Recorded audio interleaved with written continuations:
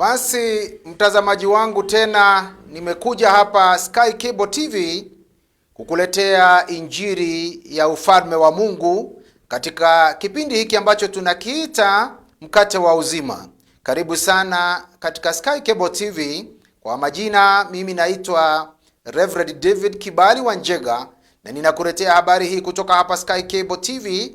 Mimi ni mchungaji na huduma ya The People's Church Ministry pale Kahawa West Bypass, na ninashukuru sana kuwa na wewe adhuhuri ya leo. Basi tutaanza na neno la maombi, alafu tuingie katika fundisho letu la adhuhuri ya leo. Tukaomba. Baba wetu na Mungu wetu, katika jina la Yesu Kristo, tumekusanyika tena katika programu hii tukipeperusha habari njema kupitia vifaa vya kupeperusha habari angani, na kushukuru kwa kunipatia nafasi kuja tena hapa Sky Cable TV, na ninaomba baraka kwa mtazamaji wangu na ukamfungue masikio yake akaweza kusikia kupitia uwezo na ufunuo wa Roho Mtakatifu. Asante Bwana, uwepo wako uwe pamoja nasi, na Bwana ukatusaidie kunena habari jinsi vile inavyostahili. Katika jina la Yesu Kristo nimeomba na kuamini. Basi nakusalimu tena, na nimekuwa nikikuletea habari njema kutoka kwa neno lake Mwenyezi Mungu, na mara kwa mara nimekuwa nikileta mafundisho. Na mafundisho yetu ya kwanza yalikuwa kuhusu Mwenyezi Mungu, na pia kuna habari njema niliyokuletea kuhusu ushirika mmoja na mwingine. Na leo nikaona ni vizuri sana nikuletee topic ambayo inaitwa Injili ya ukweli. Injili ya ukweli yake Yesu Kristo. Kama kuna kitu cha maana katika Ukristo ni injili ambayo tunaita gospel. The gospel. Hakuna injili ingine ambayo ni ya maana kama injili ya Bwana wetu Yesu Kristo. Na ilile neno injili ni vizuri kuanza na utangulizi, ama gospel linamaanisha good story. The good story. Biblia zingine pia na dictionary ambazo zinaeleza maneno pia zinasema the good tidings. Habari njema. Habari njema ya kwamba Yesu amekuja duniani kutoa dhabihu na kulipa gharama ya mwanadamu ambaye mwanadamu ametenda dhambi, na ili aweze kukombolewa na kuhesabiwa kama mwenye haki lazima kungekuwa na dhabihu. Na hii dhabihu ilitolewa na Bwana wetu Yesu Kristo. Kwa hivyo leo ni vizuri tufuatilie na usiondoke katika mtambo huu wa Sky Cable TV nikifundisha kuhusu injili. Maana injili ni shina moja, ni kitu moja muhimu, ni kizingiti moja muhimu, ni gunzo moja muhimu katika Ukristo. Basi nitasoma katika kitabu cha Wagalatia, Paulo mtume akielezea injili kwa wale watu wa Galatia. Na nitaanza na andiko hili ambalo ni Galatians ama Wagalatia 1:8. Paul anaambia Wagalatia, anawaambia hivi: But even if we or an angel from heaven should preach to you a gospel contrary to the one we preached to you, let him be accursed. Paulo anaongea kwa Kiingereza hapa akiongelesha Wagalatia ambao walikuwa mara nyingine wanapokea injili alafu wanaiachiria ama wanabadilika kupokea mafundisho mengine mabaya, na mafundisho ya uongo yalikuwa mengi zaidi nyakati za kanisa wakati wa Paul. Na pia leo hivi kumekuwa na mafundisho mengi ambayo yanaweza changanya watu, lakini ni muhimu kuelewa ya kwamba injili hii ninayoihubiri, Paulo alifafanua akasema ya kwamba kama kuna mtu mwingine yoyote atakayewaletea injili ambayo ni tofauti na ile niliwahubiria, injili ya kifo cha Yesu Kristo na kule kuja kwake duniani na kufufuka akapaa mbinguni akaketi katika mkono wake wa kulia wa Mwenyezi Mungu, basi huyo mtu anahubiri kitu kingine. Kama kuna mtu atakayehubiri injili nyingine, Wagalatia 1:8 mpaka pale yule mstari wa 8 na mstari wa kabla uingie mstari wa 9, inasema and even if we, that is we akina Paul, all an angel from heaven should preach to you a gospel contrary to the one we preach to you, let him be accursed. Kwa hivyo kuna laana hapa ambapo imetolewa kwa mtu yeyote atakayepotosha watu kutumia injili. Injili zinakuja na zingine haziendi mbali, lakini injili ya Yesu Kristo itadumu milele. Neno lake Mwenyezi Mungu ambalo ninahubiri ya dhuhuri ya leo kwako wewe mtazamaji wa Sky Cable TV ni neno litakayodumu milele na milele. Maana maandiko inasema mbingu na nchi zitakuja kupita, lakini neno ambalo tunalolihubiri litadumu milele na milele. Na pia mwandishi wa kitabu cha Waebrania akasema neno la Mungu ni kali, lina ukali kuliko upanga wowote ukatao kuwili. Neno la Mungu katika kile kitabu cha Waebrania 4 pale mstari wa 12, mwandishi pale akasema neno ambalo tunalolihubiri kuhusu Yesu Kristo, maana ndilo neno linalostahili kuwa katika kanisa kila wakati, tukifundisha mafundisho yote mengine ambayo tunafundisha, tusije tukaondoka katika injili ya kweli. Injili ya kweli. Paulo akatoa laana pale, ambao ninaamini laana hii imetoka kwa mtume ambaye alikuwa ni mtume anayeheshimika, mtume wa Yesu Kristo, lakini ni laana ambalo pia ni laana linatoka kwa Mwenyezi Mungu. Kama kuna mtu yeyote, hata kama ni sisi, hata kama ni mimi, nitakayokuja na injili ingine tofauti na ile injili ambayo inabadilisha, injili ya kifo na kumwaga damu kwa Yesu Kristo na kupelekwa kaburini na kufufuka kwake siku ya tatu, kama nitaleta injili ingine kinyume ama tofauti na injili hii, Biblia inasema yule mtu atakayeileta, hata kama ni mimi, hata kama ni Paulo, hata kama ni mtu ajiite mtume ama askofu yoyote ama mchungaji yoyote, alete injili ingine tofauti na ile injili ya Yesu Kristo kufa na kufufuka, huyo mtu na alaaniwe. Ni laana imetolewa katika maandiko, katikati ya laana nyingi ambazo zimeandikwa katika maandiko. Ni laana tunayostahili kuiogopa, ya kwamba tusije tukahubiri injili kando ama nje na injili ya Yesu Kristo.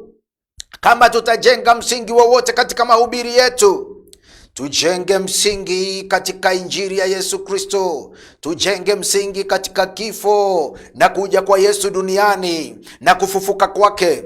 Ndiko kumebeba uzito, ndiko kumebeba tumaini letu, ndiko kumebeba uzima wa milele. Kwa hivyo nimerudia tena maneno yake Mwenyezi Mungu katika kitabu cha Waebrania 4 ili niweze kuweka msingi wa injili yangu ama mafundisho kuhusu injili adhuhuri ya leo. Waebrania 4 pale mstari wa 12, Biblia inasema ya kwamba neno la Mungu ni kali. Neno tunalolihubiri ni kali kuliko upanga wowote ukatao kuwili. Na Yesu Kristo akarudia akasema hivi, maandiko yalikuwa yameandikwa kitambo katika Agano la Kale, kitabu cha Kumbukumbu la Torati pale 8, ukisoma ukiteremka pale 8, Kumbukumbu la Torati Deuteronomy 8, utakuja kuona Biblia ikisema ya kwamba Mungu aliwajaribu Waisraeli katika jangwa, akawajaribu, wakakosa maji, wakakosa mkate, wakakosa starehe za maisha, ambapo mara nyingine tunajaribiwa vile. Naye Mungu akakiri pale akasema, niliwajaribu ili mjue ya kwamba mwanadamu haishi kwa mkate peke yake, lakini kwa kila neno litokalo katika kinywa chake Mwenyezi Mungu. Na tunaona katika kitabu cha Mathayo 4, wakati Yesu Kristo alikuwa anajaribiwa na Shetani, alijaribiwa na mambo ya dunia hii, mali ya dunia hii, maringo ya dunia hii. Akaambiwa apande juu ya mlima pale juu ya hekalu, akaambiwa apande ashuke, maana Mungu atamlinda. Akajibu akasema, imeandikwa ya kwamba usije ukamjaribu Bwana Mungu wako. Akajaribiwa tena, kapelekwa juu ya mlima, akaonyeshwa utajiri wote wa dunia. Kwa hivyo jaribio lingine duniani kubwa zaidi ni kupata mali, kufanikiwa na kuwa na wewe ni mtu ambaye ana cheo, ana jina duniani. Hiyo ni majaribio ambayo ilijaribiwa Yesu Kristo. Mpendwa mtazamaji wangu wa Sky Cable TV, hayo ndiyo majaribu Yesu alipitia. Lakini tena nikirudi kwa Injili, kila jaribio ambalo Yesu alijaribiwa nalo, jaribio la njaa, jaribio la maringo, kujiinua, jaribio la mali duniani, kupata mali duniani na kumwabudu shetani, kila wakati alijibu na neno ambalo lilikuwa katika Biblia. Akasema ya kwamba imeandikwa, usimjaribu Bwana Mungu wako. Imeandikwa ya kwamba mwanadamu haishi tu kwa sababu ya mkate wa dunia hii, kukula na kunywa na kushiba, lakini mwanadamu anaishi na ataishi bora na vizuri zaidi, na akiwa mwema zaidi kiroho hata kimwili, kama atafuata kila neno litokaro katika kinywa chake Mwenyezi Mungu. Na kwa hivyo ndivyo nimekuja leo kukuambia, kuna umuhimu wa kurudi katika Injili. Kuna umuhimu wa kujua Injili ni nini. Kuna umuhimu wa kujua Yesu Kristo amekufa msalabani kwa sababu ya dhambi ya watu wa ulimwengu, na amefufuka siku ya tatu, akafufuka akapaa, na mitume wakawa mashahidi, wakamuona Yesu Kristo mwokozi wetu akipanda na akaketi katika mkono mwenye wa kulia wa Mungu. Na pale bado anaombea kanisa, anatupigania, anatutetea katika kiroho ili tusije imani yetu ikapunguka. Kama vile siku moja alimtazama Petero, akamwambia Petero, Petero, shetani ameomba ruhusa akupepete kama ngano, lakini nimekuombea ili imani yako isije ikaisha, imani yako isije ikafa, ikaweza kudidimia. Kwa sababu Yesu Kristo jukumu lake kubwa katika mkono wa kulia wa Baba ni kutuombea imani yetu isiende chini, imani yetu isituondoke, kwa sababu shetani hutujaribu katika kila njia. Shetani hutujaribu katika kila njia. Kwa hivyo adhuhuri ya leo, wewe mtazamaji wangu wa hapa Sky Cable TV, nataka kukuarifu kwamba Biblia inasema ya kwamba mwanadamu ametenda dhambi na kupungukiwa na wema wake Mwenyezi Mungu. Na kwa hivyo Injili ni vizuri kuifafanua. The word gospel means the good news. The good news of our Lord Jesus Christ. Habari njema. Na ndiyo sababu maandiko katika kitabu cha Matthew, Mark, Luke and John ndizo tunaita gospels ama synoptic gospels, vitabu vya Injili. Nikisema synoptic gospels ni kumaanisha ni injili zinazofanana. Injili ya Matthew, Injili ya Marko, Injili ya Luka mtakatifu na Injili ya Yohana mtakatifu zinafanana, ni kama hadithi moja, kila mmoja akijaribu kuelezea na kuandika mtazamo wake kuhusu Yesu, vile alikuja duniani na vile Yesu aliishi pamoja na mwanadamu na miujiza aliyoifanya mpaka siku ile alipofufuka na akapaa juu mbinguni. Na kwa hivyo ukisoma zile Injili ni habari njema ya Yesu Kristo, lakini kila mmoja ameieleza na njia yake tofauti.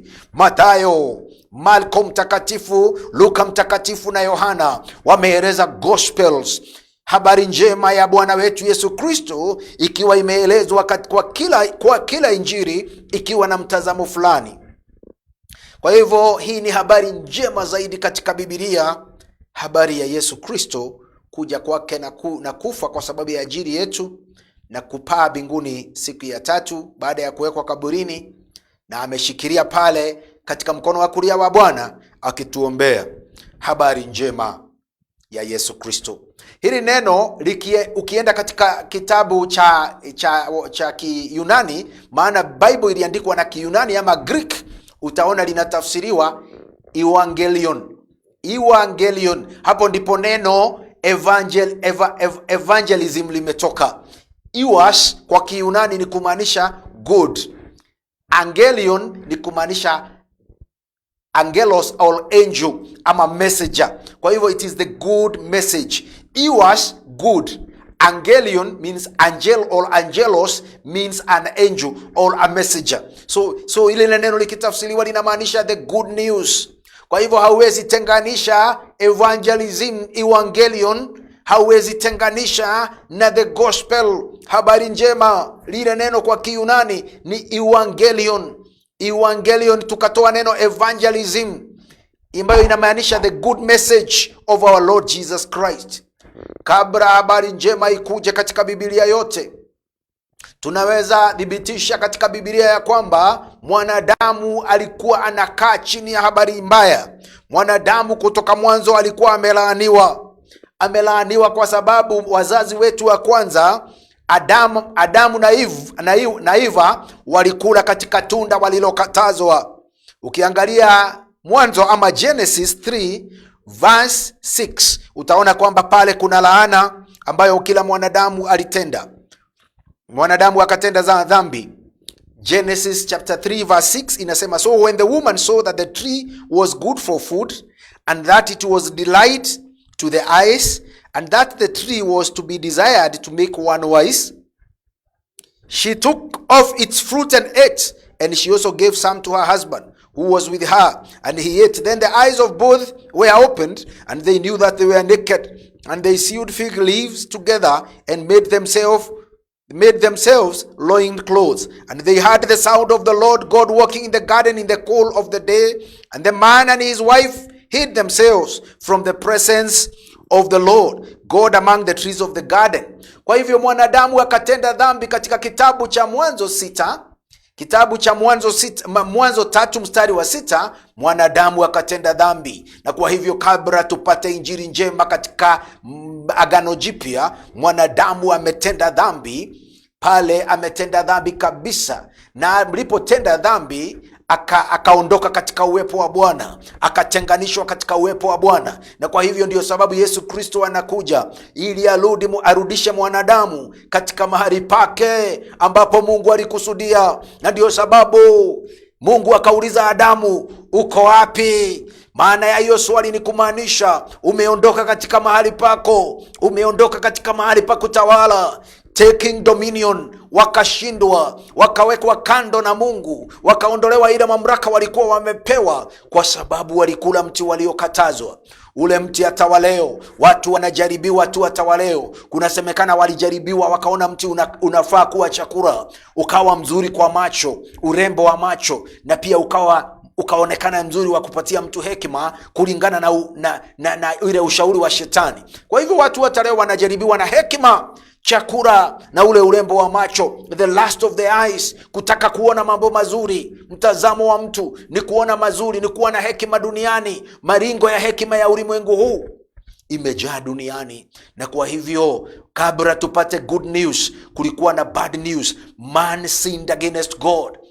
Mwanadamu alikaa katika hukumu na hasira yake Mwenyezi Mungu. Na ndio sababu upande huu mwingine Mungu akamtuma mwanae wa pekee Yesu Kristo, ili yoyote amwaminie aondolewe ghadhabu ambazo zilikuwa juu ya mwanadamu na apate uzima wa milele. Hii ndio ninaita the true gospel, the true gospel of our Lord Jesus Christ. Na kwa hivyo usiondoke katika mtambo wa Sky Cable TV, kwa sababu baada ya break kidogo, tukimeza maji kidogo tu, tunarudi kuendelea na habari hii njema ya Injili. Mungu akubariki. Tunarudi baada ya muda usio mrefu. Asante.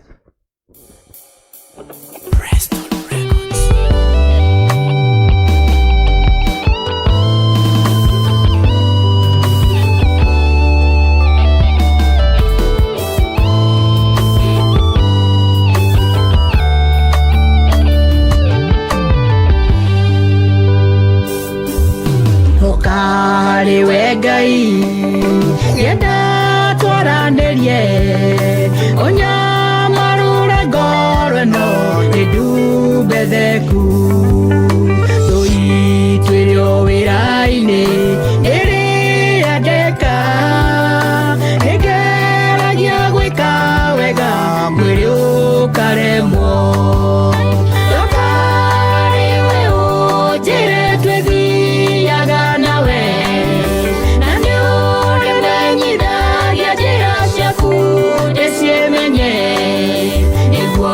Kare maũndũ mothe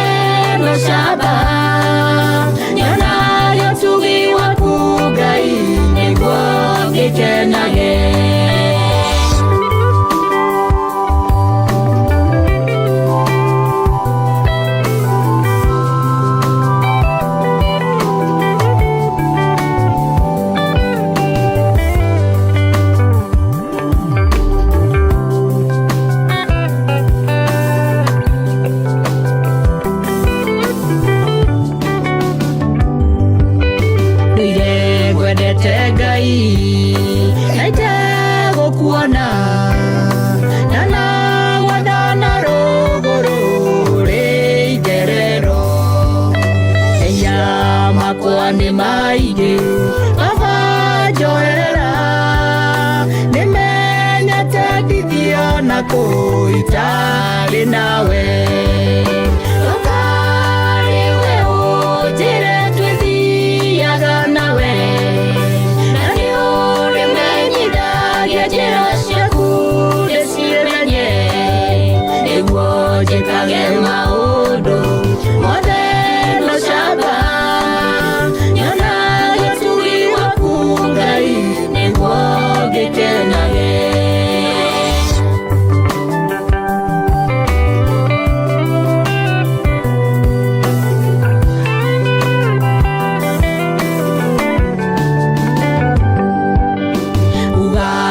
nyobire na moya nire waku kedeire goderaga Ngai na nawe ikira kiugo giaku anwa dikiaragie ejaretie maige Ngai matangunaga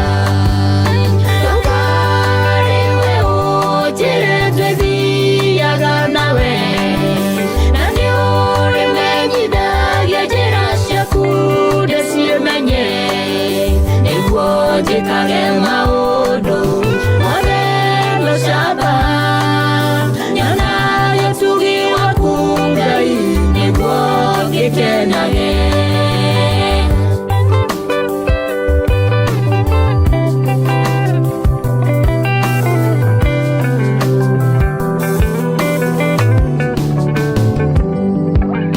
ni wadiye roho modelo wajikaragie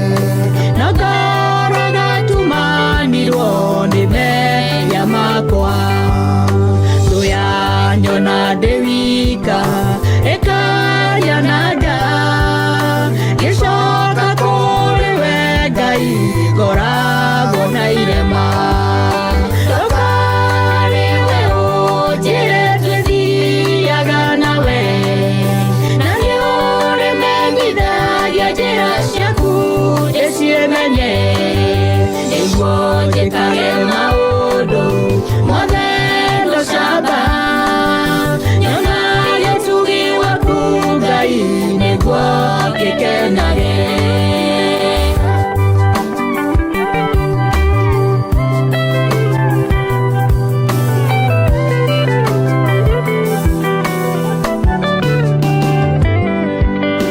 nao ya tuiguithanie yuri daraga moyo na mwiri yo wakwa kuma hatikaini kwenda gugocithagie na twakinya gwaku Ngai ukahe muoyo Jehova urikenaga irirugomaga andu babo konekaga niguo wohorithio thĩ na rĩĩtwa rĩaku na kiakajurira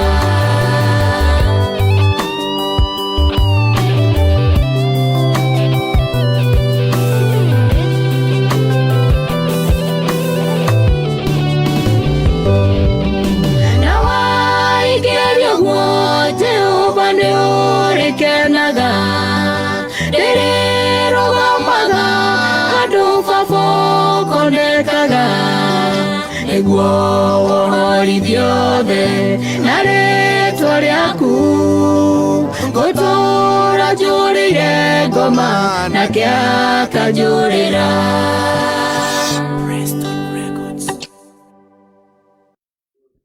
Basi mtazamaji wangu wa Sky Cable TV, nimekuja tena. Tulikuwa tumeweka break kidogo, lakini tumerudi.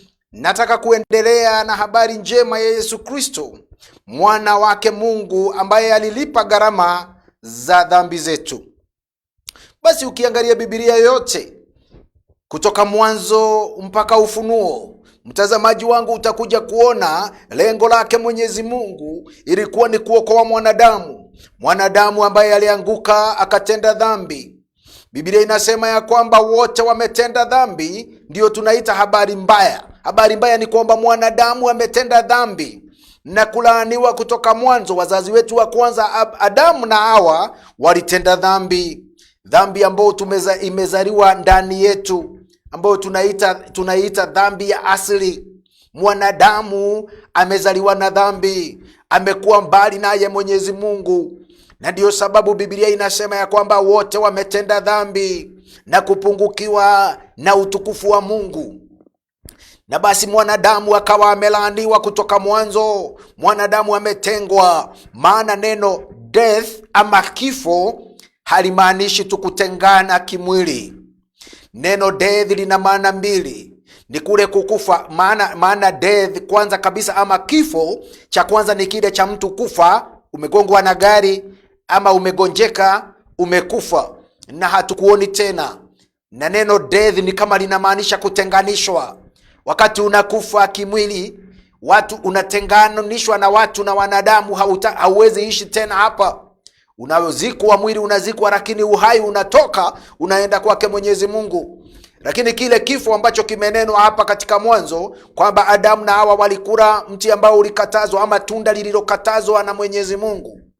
Biblia inasema waliambiwa, wakati mtakapokula mti huu mtakufa. Kile kifo sio kifo cha mwili, bado waliendelea kuishi, lakini ndani yao kukawa na kutengana naye Mwenyezi Mungu na njia kubwa sana. Wakatenganishwa sana ubali na Mwenyezi Mungu, hawangeweza kuwasiliana vizuri. Fikra zao na fikra za the human race ama wanadamu wote wakawa mbali na Mungu. Hakuna angeweza kutenda mema. Tukawa na ule udhaifu ya kwamba tumezaliwa katika dhambi, tumezaliwa katika udhaifu wa kutenda dhambi, na mwanadamu akatenganishwa na Mungu na njia iliyo kubwa. Kukajaribiwa kila njia ili mwanadamu arudishwe kwake Mwenyezi Mungu. Kukawa na sheria ya Musa, mwanadamu akaambiwa usifanye hii, usidanganye, usiue, usifanye uzinzi na mambo mengi kama yale. Lakini mwanadamu bado katika udhaifu wake akaendelea kutenda dhambi. Kukaja wakati wa manabii, wakaongoza Israeli kwa muda, na wakaweza kunena maneno ya unabii kwa wafalme ambao walikuwa wametenganishwa na Mungu. Na Mungu katika ile mpango yake ya uokovu akaona bado haitoshi, sheria haitoshi. Daudi akaja wakati wa Zaburi, haikaonekana haitoshi. Yale mashauri yote, hekima yote ambayo iko katika Biblia Agano la Kale haingeweza kumuokoa mwanadamu. Mtazamaji wangu wa Sky Cable TV, ndio sababu sasa Agano Jipya kukatokea Bwana Yesu Kristo, akazaliwa duniani kama mwanadamu. Kwa sababu Adamu wa kwanza alikuwa mwanadamu, akatenda dhambi na akafanya wanadamu wote kutenganishwa na uwepo wake Bwana, na utukufu wake Mwenyezi Mungu ukawapungukia mwanadamu. Na kwa hivyo the true gospel inatuambia kwamba Yesu Kristo akaja duniani baada ya sheria ya Musa kuonekana haiwezi, baada ya manabii wote kuonekana wakinena habari ya Mungu Mwenyezi kwa wanadamu na hasa kwa wana wa Israeli, haingeweza kurekebisha mwanadamu. Ikaonekana kunatakikana dhabihu ya juu, dhabihu ambayo haina dhambi, haina kasoro, nayo ikaonekana ni mwana wa Mungu. Biblia inasema mbinguni kukatafutwa mtu ama malaika yeyote ambaye angejitoa ili aweze kulipa gharama ya mwanadamu kutenda dhambi, lakini kukakosekana. Katika kitabu cha Ufunuo Biblia inasema kulikuwa na kunyamazwa mbinguni, mbingu yote ikanyamaza kukitafutwa atakayeokoa mwanadamu. Naye Yesu Kristo akajitokeza dunia yote, akazaliwa kama mwanadamu, na Biblia inasema akafa kwa sababu ya dhambi za mwanadamu. Kwa hivyo zile habari mbaya ni ya kwamba mwanadamu alikuwa ametenganishwa na Mungu. Mwanadamu hata akitenda nini hawezi kutenda mema. Mwanadamu huwa anatenda dhambi katika damu yake, katika mawazo. Hakuna chochote ambacho kinafaa kusaidia mwanadamu kuachana na dhambi ama kumlipia gharama akakubalika na Mungu. Katikati ya Mungu na mwanadamu kukawa na bonde kubwa sana, kukawa na kutenganishwa ambako hakuwezi kurekebishwa isipokuwa kufanyike muujiza ambao ni muujiza mkubwa zaidi ambao umewahi fanyika katika historia ya wanadamu. Muujiza wa Yesu Kristo kujitoa ili awe dhabihu kamilifu na ya kupendeza Mwenyezi Mungu, ili yeyote atakayetazama ile dhabihu aweze kupata uzima wa milele. Na ndio sababu Biblia imesema katika kitabu cha Warumi 3 na pale 23 ni andiko ambao tunasoma mara mingi, for all have sinned and fallen short of the glory of God, maana wote wametenda dhambi na kupungukiwa na wema wake Mwenyezi Mungu. Wote wametenda dhambi na kupungukiwa na wema wake Mwenyezi Mungu. Na kwa sababu sote tulikuwa tumetenda dhambi, wapendwa watazamaji wa Sky Cable TV, ikawa ya kwamba mwanadamu hakuna kitu ingine kinaweza kumuokoa. Na pale pia Biblia ikasema katika Warumi 6 mstari wa 23, that all have sinned and fallen short of the glory of God. Na Yeremia akarudia akasema, hakuna atendaye mema, hakuna mpendezaye Mwenyezi Mungu. Na ndio sababu nikasema nikiwa hapa Sky Cable TV ya kwamba lile jambo kubwa sana la kumpendeza Mwenyezi Mungu ni kumwamini Yesu Kristo awe mwokozi wa maisha yako, na ukubali ya kwamba amelipa gharama kwa kifo chake na kumwaga damu msalabani. Hicho ndicho kitu cha maana zaidi cha mwanadamu duniani. Injili hii mara mingi haihubiriwi kanisani sana, lakini naomba wachungaji wenzangu na viongozi wote wa makanisa tukarudishe injili mahali pake katika madhabahu, ili wanadamu wajue hatuko kanisa kwa sababu tumefanya matendo mema. Tuko kanisani kwa sababu tumetolewa dhabihu, tumefiwa msalabani. Kuna gharama ya damu ya Yesu Kristo kufa msalabani na kumwaga damu ili mwanadamu asipotee lakini awe na uzima wa milele. Wote wametenda dhambi na kupungukiwa na neema na kupungukiwa na utukufu wake Mwenyezi Mungu, lakini watapata msamaha tu wa dhambi wakimwamini Yesu Kristo ambaye ni Bwana na Mwokozi. Maana mshahara wa dhambi ni mauti, lakini zawadi ambao Mungu ametupatia ni uzima wa milele katika Kristo Yesu. Pengine ni muda, mtazamaji wangu wa Sky Cable TV, kabla hujasikia hii injili, inaitwa injili ya kweli. Injili ya kweli, injili yake Yesu Kristo, injili ya kwamba mwanadamu ni mwenye dhambi, injili ya kwamba Yesu Kristo ni mkamilifu na ametoa dhabihu, ametoa mwili wake kuwa sadaka, kuwa dhabihu itakayokomboa mwanadamu katika utumwa wa dhambi na utumwa wa shetani. Basi ningetaka tukusema haya kabla tutamatishe programu yetu ya leo. Siku ya leo niseme ya kwamba mwanadamu ametenda dhambi na amepungukiwa na wema, na mshahara ambaye Mungu anasema ako naye ya mwanadamu ni mauti. Ni mauti, ni kuteseka katika gereza linaloitwa jehanamu milele na milele. Milele na milele jehanamu. Mwanadamu kwa sababu ya kutenda dhambi zake, mwanadamu atatupwa jehanamu. Hiyo ndio mshahara ambayo Mwenyezi Mungu amewekea mwanadamu. Na kwa hivyo ningetaka kuarifu ya kwamba hakuna njia ingine ya mwanadamu ya kuishi vizuri duniani isipokuwa kwake Yesu Kristo. Jesus Christ has paid the debt. Yesu Kristo ametenda jambo kubwa sana la kumpendeza Mungu, nalo inaitwa kufa msalabani, dhabihu ya kufa msalabani. Yale maneno mengi yanatumika katika Biblia yanastahili kuchukuliwa vizuri. Neno kama substitution. Substitution ni kwamba wewe ndiye ungekufa, wewe ndiye unastahili kwenda jehanamu milele na milele, lakini Yesu alienda msalabani akachukua ile hukumu, akateswa na wenye dhambi, akasurubishwa, kapigiliwa msalabani, machozi yakamdodoka na uchungu, na kilio kikatokea msalabani. Eloi Eloi, akalia na Kiebrania, Eloi Eloi lama sabachthani, Mungu wangu kwa nini umeniacha? Kwa nini umeniacha? Alikuwa analipa gharama ya mwanadamu ya dhambi, akaanguka na dhambi zetu, kama vile Isaya 53 inasema yeye ndiye alianguka na dhambi zetu, yeye ndiye amebeba dhambi zetu. Na kwa hivyo neno substitution, amekufa kwa ajili yako, amelipa gharama ambayo haungeweza kulipa. For the wages of sin is death. Hiyo death mnaona anabeba ile adhabu yote ya mwanadamu, anaibeba msalabani, machozi pale na damu, na mbingu na nchi zote kukawa giza, kwa sababu mwana wa Mungu alikuwa anabeba hukumu ya mwanadamu. For the wages of sin is death. Lakini wale wote wanaomwamini Yesu Kristo, hata kama ni wanadamu wadhaifu, wanafanyiwa haki. Kufanyiwa haki ni kufanyiwa ni kama haujatenda dhambi milele na milele. Kwa hivyo neno linalojitokeza pale linaitwa justification.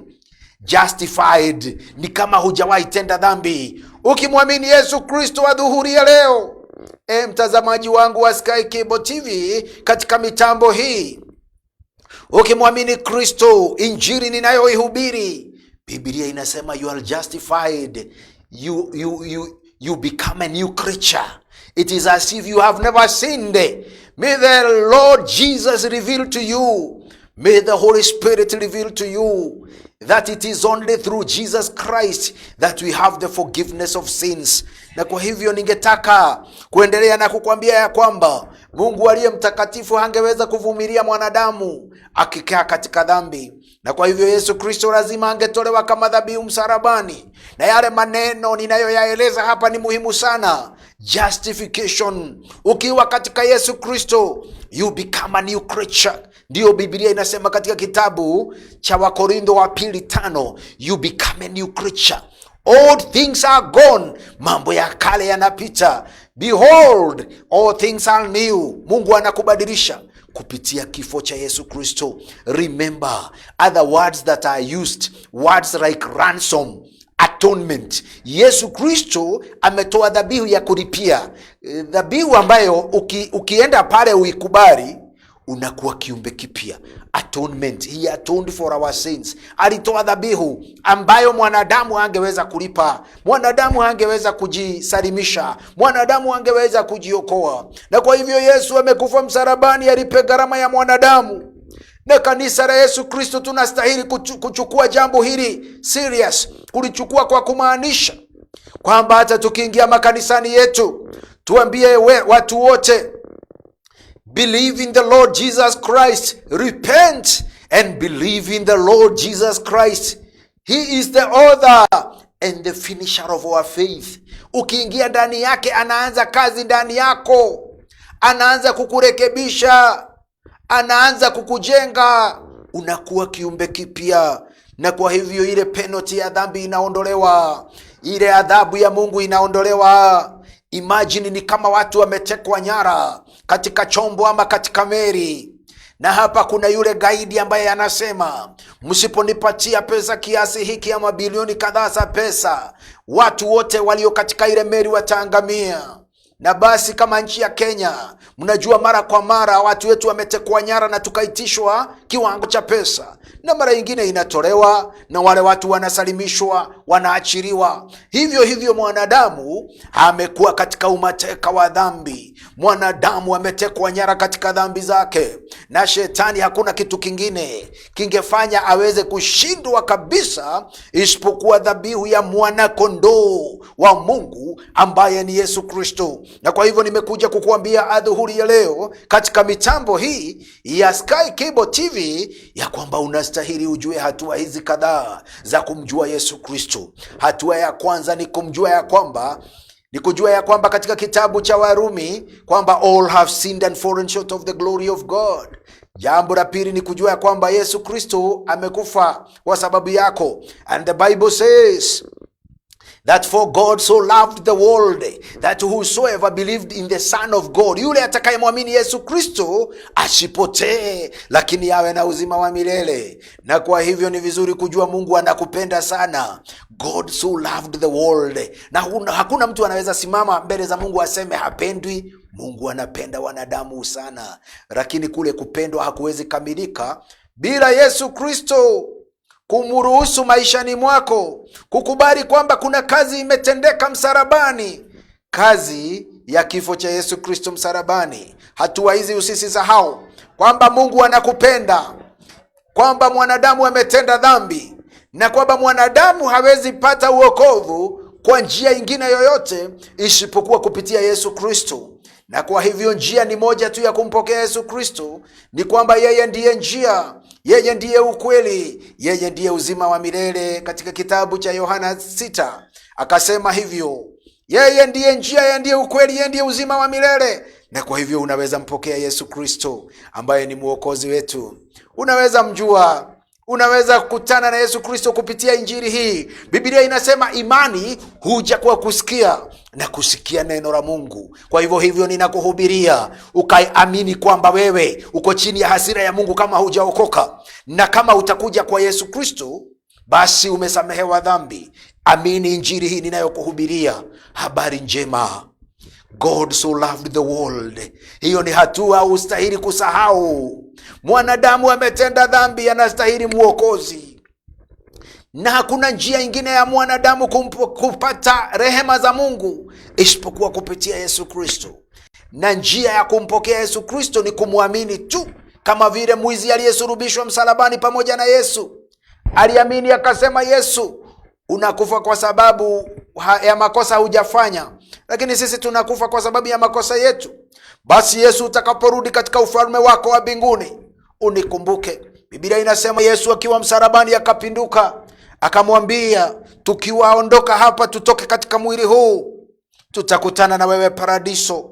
Wakiwa pale, yule mwizi akapata uzima wa milele kwa kuamini. Unaweza kumwamini Yesu Kristo mahali popote ulipo na mahali popote unapotinitazama. Mtazamaji wangu ya Sky Cable TV Kenya, unaweza amini injili. Amini kwamba kama haumjui Yesu Kristo uko chini ya adhabu ya Mungu. Mungu anakupenda sana. Hauwezi karibia Mungu kupitia dini ama matendo yoyote mema unayoifanya, lakini kupitia kwa damu ya Yesu Kristo na kifo chake msalabani. Na njia ni Yesu, ukweli ni Yesu. Hapo ndipo kuna rehema. Yesu ndiye njia, ukweli na uzima, and he remains the same yesterday, today and forever. Na kwa hivyo nikitamatisha, naweza kukuambia mpokee Kristo Yesu. Mpokee Kristo Yesu awe mwokozi wa maisha yako. Mpokee akaweze kukubadilisha. For whoever is in Christ Jesus is a new creature. Na mambo ya kale yamepita na mapya yamekuja. Kwa hivyo mtazamaji wangu, Mungu akubariki ukiupokea upendo wake Bwana. Ningetaka kuomba pamoja nawe kwa sababu injili hii itaendelea hata Alhamisi inayokuja katika kipindi hiki mkate wa uzima. Nataka kuomba na wewe ukamwamini Kristo Yesu. Hebu tukaomba. Baba wa mbingu na nchi, na kuheshimu na liinua jina lako, ninakutukuza. Uliyemtuma Yesu Kristo ili yeyote atakayemwamini apate baraka na zawadi ya uzima wa milele. Tusaidie kujua mshahara wa dhambi ni mauti, lakini zawadi ambayo umetutolea bure kupitia kifo cha Yesu msalabani ni uzima wa milele. Saidia mtazamaji wangu wa Sky Cable TV akaweze kujua ukweli huu na ukamfungue macho kupitia Roho Mtakatifu. Katika jina la Yesu Kristo tumeomba na kuamini. Mungu akubariki. Naitwa Reverend David Kibali kutoka The People's Church Kahawa West pale bypass, na ninaendelea kuhubiri injili hii kila Alhamisi. Namba yangu ya simu nitarudia tena ni 0722 696 190. Namba yangu ya simu ni 0722 696 190. Mungu akubariki. Tukutane hapa siku ya Alhamisi saa 7 mpaka saa 8 tukiendelea na mkate wa uzima na topic hii ya injili. Mungu akubariki ukimwamini Yesu Kristo. Asanteni. Mungu awabariki, muwe na adhuhuri njema. Asanteni. Amen.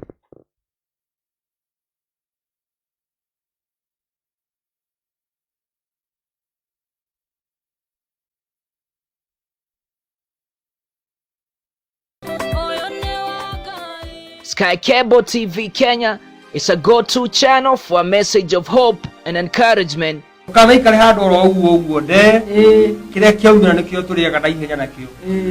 this channel, you can enjoy watching our engaging,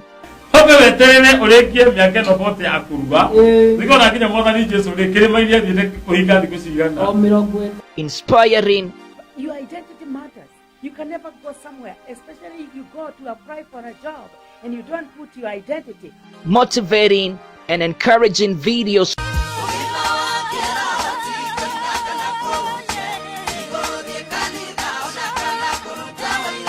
Subscribe now to our channel to get the latest and most relevant updates. Get current information on health issues, diets. Another do is eat healthy, exercise, boost up your immune. Christianity, spiritual matters, music. Start this day like cold rain. We also offer the following services: wedding coverage, photography, videography, advertisement, production, branding and design, events coverage, and send-off coverage. And here is our contact info. Thanks for watching. Share this video and subscribe now to our channel.